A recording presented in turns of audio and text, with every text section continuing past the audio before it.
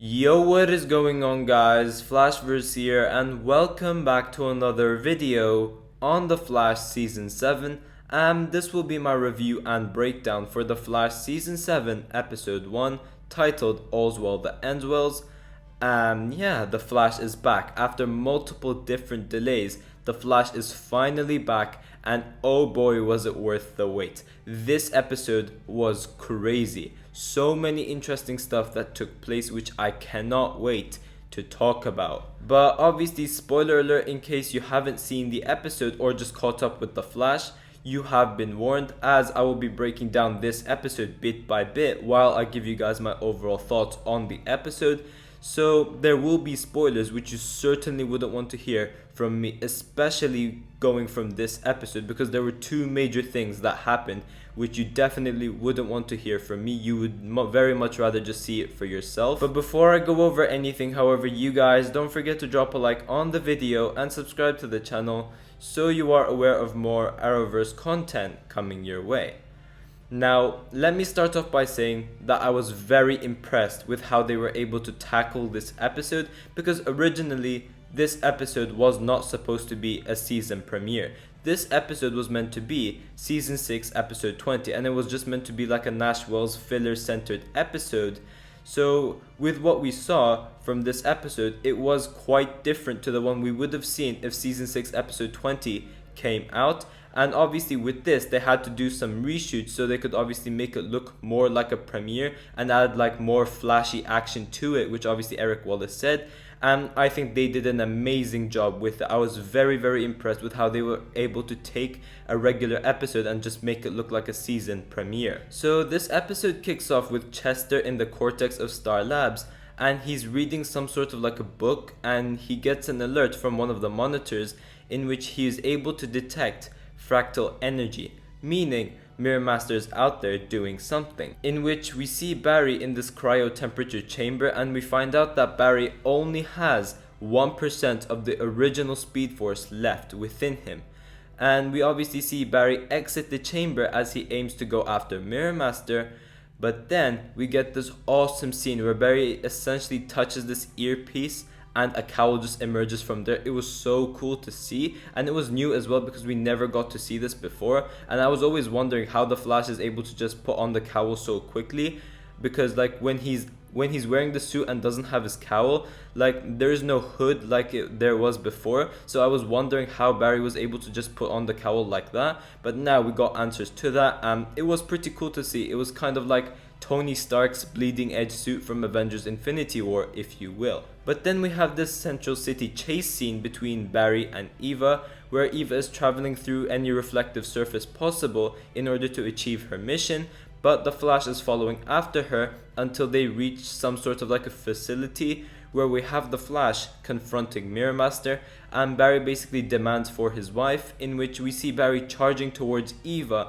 with a supersonic punch. And it was cool to see that because we haven't seen one in a while. But one shocking thing was that Eva was able to dodge this supersonic punch, which was quite interesting for me, because at the start I was wondering what the reason for this was, because during set photos we did see this happen. I'm like, wait, how is this possible? But then from the episode we found out that Eva's fractal photons basically move as fast as the speed of light. So essentially she's faster than Barry, meaning she's able to see that. And then we see Eva blasting Barry with her arm cannon after she dodges that punch, and then she basically heads to another black hole warehouse in which Barry is struggling to go after her due to his limited speed. But Eva takes down these black hole bad guys, and we see her kill Sam Scudder, aka the original Mirror Master, as well, in which this leads to Top basically getting devastated by this. But then we have the Flash arriving at the scene, but as we can see, he was too late. Now we then head to the Mirrorverse, where we have Iris hallucinating this some sort of perfect dinner with Barry, where Iris just thinks that she's out of the Mirrorverse and she's having this nice takeaway big belly burger with Barry. But then she eventually comes into realization that she's just hallucinating and that she's still in the Mirrorverse. She hasn't escaped it. And obviously this is where we left off from the cliffhanger, where Iris transports into somewhere and we're in the Central City citizen of the Mirrorverse. Now we then cut to CCPD, in which Barry is marking out these locations where Eva attacked the other night, where he was obviously too slow to go after her. And obviously over here we find out that she's going after some black hole tech. But also we got the reveal that Sam Scudder, aka Mirror Master, as well as Top, were obviously members of Black Hole who were under Joseph Carver's payroll, which was very interesting. And obviously we did see that in the very first sneak peek that they released. And we have Cecile mentioning that Sue has been framed for the murder of Joseph Carver as well. And also they did explain the whole Ralph Dibny situation, and they just said, oh, Ralph and Sue are just off the grid because Sue has obviously been framed for murder. So basically Ralph is assisting her elsewhere. But we then head to the Speed Lab, where Team Flash are working to get Barry his speed back. And we have Nash assembling this fusion sphere onto the artificial speed force. They still need a fuel source to power the artificial speed force to give Barry his speed back. But Nash then gets distracted when these multiple different versions of Harrison Wells just appear in front of him, so he knows that something is up. He basically finds an excuse to get rid of Barry and Chester so he could talk to these different Wellses. So he tells Barry to go take Chester out for a coffee because Chester was really tired. So firstly we see Harry Wells, which was pretty cool to see, and then this leads to Sherlock Wells appearing, and then HR appears, which was very surprising to see because obviously he was one of the only Wells that died, but the other ones survived. And we do get this other random Wells which we have never seen before, and I cannot remember his name, but they mentioned that basically in order for Barry to get his speed back, they need what's called an organic receptor. And we find out that that must be Nash, and as a result to that, while giving Barry his speed back, Nash must die, which was pretty shocking. And honestly, I didn't think he would die. I think he would survive, but obviously we'll get to that later on. But we then head back into the Mirrorverse, where we have Iris pretty much going crazy over there. And then she basically sees these past versions of herself messing with her. So we see that version from The Flash Season 1, where Iris first saw Barry after Barry got out of the coma. And then we have the Iris where she's wearing the same clothes when Savitar killed her. And then we have old Iris as well. But we actually get the reveal that this is just Eva doing all of this. She is orchestrating all of this so Iris could suffer inside of the Mirrorverse, because Eva realizes that Iris is so close to uncovering the secrets of the Mirrorverse, so she basically needs to distract Iris so that doesn't happen. We then cut to the CCPD, where we have the Top, and Cecile's basically, trying to get her to talk about where Scudder put these black hole devices, in which Top isn't up for communication. In fact, she wants to remain loyal to Eva, and that she basically used Mirror Master, the original Mirror Master, to achieve her plans. So that was a very interesting reveal as well.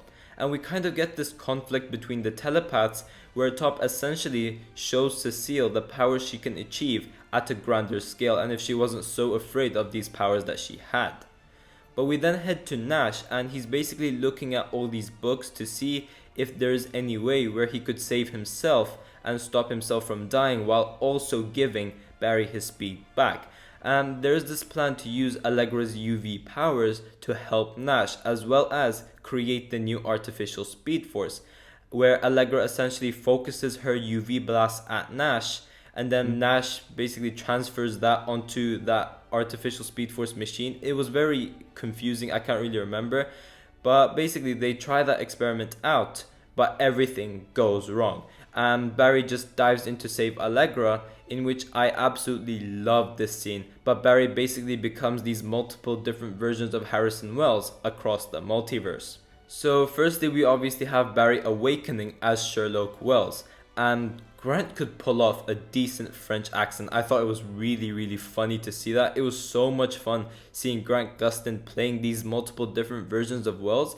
And it looks like he got training from Tom Cavanaugh himself, because he did actually pull it off really well. But from Sherlock Wells, we then see him transition into HR Wells, which was pretty funny to see. And then he was playing with those drumsticks, which HR always plays with. And then after that, we see Barry pass out. Now we then head over to the med bay, where Barry is just knocked out. As Chester uses Gideon, we find out that the only thing that is keeping Barry Allen alive at the moment is his speed healing powers. So once again, this is wasting more of that 1% of the speed force that Barry has left. But Nash reveals to Allegra and Chester that he is indeed the organic receptor himself, and he isn't ready to die. And this storyline with Nash was absolutely amazing. I loved it. But we get a classic Nash, Wells and Allegra argument after like 50 or so other arguments that they had from last season, but this one is the last of them. Now we then have Barry awakening as Harry Wells, which finally explains the Wells glasses thing which we saw a couple of weeks ago when we first got that promo photo with Barry wearing Wells's glasses. But we get this absolutely amazing scene between Nash and Barry Wells. Yes, I'm gonna call him Barry Wells, not Harry Wells. But we get this great talk between Nash and Barry Wells, which finally leads to Nash basically accepting his fate and for him to die to save Barry's speed. Now we then head back to Cecile, and she was basically able to get through to the top while using her powers against her basically. And she revealed the plan with the black hole jet and that it was going to explode and basically kill many people. And we get this absolutely emotional scene where we have Barry having control of himself once again because they were able to fix that whole Wells situation. But then this led to Nash using himself as the organic receptor, where he powers the artificial speed force in order for Barry to get his speed back. But man, this was so sad, where we had these multiple different versions of Wells giving their final goodbyes to Barry, and even worse than that basically, the music alongside with Grant Gustin's acting, it was absolutely amazing. It was so good to see that. But we then get Harry Wells appear, and then that explains the Run Barry Run scene which we saw in the trailer, where we have Harry Wells saying Run Barry Run, where we have Barry with none of his speed, but he's running around the speed lab. And as the artificial speed force machine basically starts to power, Barry starts to run around and he eventually connects to the artificial speed force, giving Barry his speed back. As I have said, Barry would get his speed back in this episode, and that was indeed the case. But one thing we obviously got wrong was that we thought that Barry's lightning would have changed because of that yellow and blue lightning that we saw. But no, his lightning is still orange. That is pretty much just like, the residue, if you want to say, of the Speed Force machine, I guess. But Barry's lightning trail is still orange. There is no different color, which I would prefer it that way because the orange lightning does fit very, very well with the suit that he has. So even though I wouldn't have minded the change if Barry got a new lightning color, I think the orange lightning would have been better in my opinion. But Barry, with his speed back, then rushes out and stops the plane from threatening Central City with the explosion, and Barry basically stops the bomb. But after he does that, Barry heads back to the speed lab, once again looking at Nash's remains and his disintegrated body, and him over there just crying. But obviously Nash is dead and he died a hero, which was great. And it was such a shocker because no one really expected that. But it seems like we will be getting this new version of Harrison Wells, and by the looks of it sometime soon, I think we will be getting that goatee Wells which was rumored, as someone was able to take this photo of Tom Cavanaugh with a beard and they were saying that, oh, we would be getting goatee Wells next. So it turns out that they were right and we are getting a new version of Wells, which honestly I don't mind, but I thought we would have been sticking with Nash from season 6 onwards, but turns out we were all wrong. Now we then have Team Flash in the lounge and they basically get together and talk about Nash, which was great. But then we obviously have Barry mentioning that he will contact Caitlin and Cisco to tell them about Nash's heroic sacrifice because they obviously have no idea.